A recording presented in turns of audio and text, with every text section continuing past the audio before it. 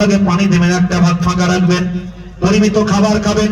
খাবারটাকে আলহামদুলিল্লাহ বলবেন, চেটে বুঝে খাবেন। খাবারটা যখন চেটে বুঝে খাবেন, এ তরুণ যুবকেরা, আমার নবী বলেছেন 3 ভাগে ভাগ করে খাবার খেতে। স্বাস্থ্য বিশেষজ্ঞরা বলছেন এটা হজমের জন্য উপকার হয়। আমার পেটের অসুখ হবে না যদি নবীর দেখানো পথে আপনি খাদ্যটা খান। শুধু তাই নয়, খাদ্যের অপচয় হবে না।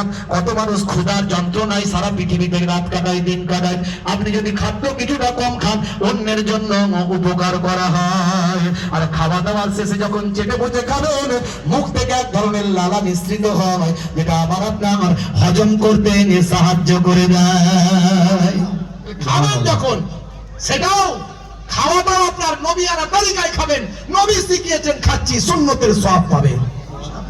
বসে পানি পান করবেন, বসে পানি পান করা সুন্নত।